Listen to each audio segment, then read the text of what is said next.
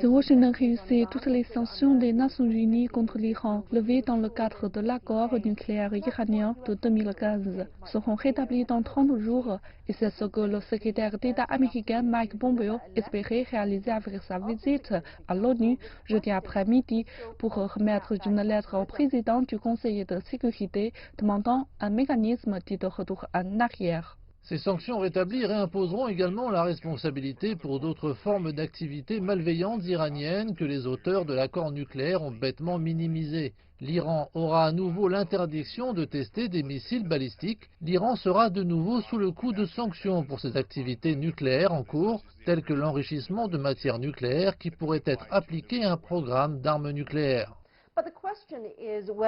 Mais la question est de savoir si les États-Unis ont le droit de déclencher un retour des sanctions de l'ONU puisqu'ils se sont déjà retirés de l'accord sur le nucléaire en 2018.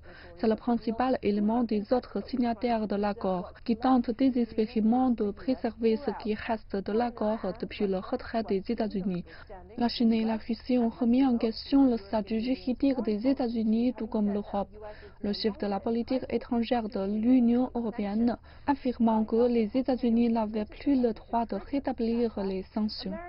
Juste après que Mike Pompeo a soumis la lettre visant à déclencher le snapback, les alliés européens des États-Unis au Conseil de sécurité, à savoir la Grande-Bretagne, la France et l'Allemagne, qui sont également signataires de l'accord avec l'Iran, ont immédiatement rejeté cette décision dans une déclaration commune à la presse.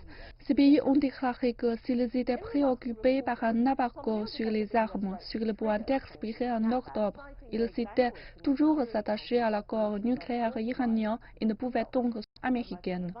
Alors qu'il s'est adressé aux journalistes, Mike Pompeo a défendu le droit des États-Unis à déclencher la reprise des sanctions. C'est dans le libellé de la résolution du Conseil de sécurité qui a permis l'accord. L'ambassadeur d'Iran Majid Havanch a critiqué Mike Pompeo et a qualifié la décision des États-Unis d'interprétation arbitraire de la résolution du Conseil de sécurité.